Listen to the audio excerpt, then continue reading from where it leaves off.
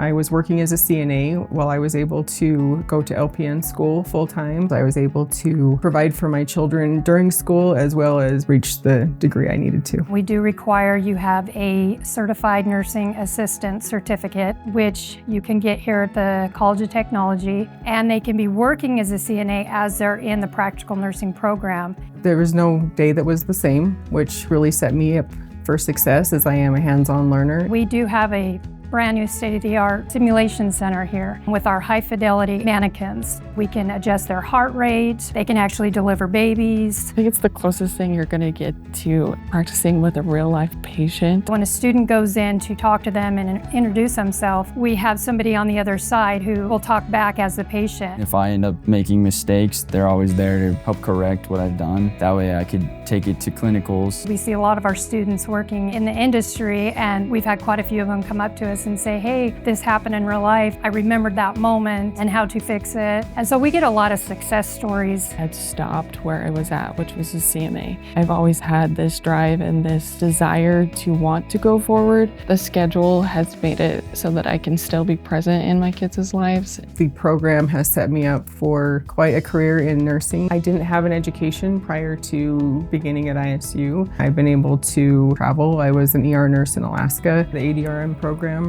really set me up for my not just nursing skills, but my leadership skills to be able to manage a team of hospice nurses today. If you're looking to get a degree in nursing that you feel confident when you get into that workforce, our ISU College of Technology is the best program because it gives you a lot of experience building upon a CNA, practical nursing, and your registered nursing. In nursing, we all care about each other, and we want to make sure the next generation of nurses are set up to care for the next generation of people.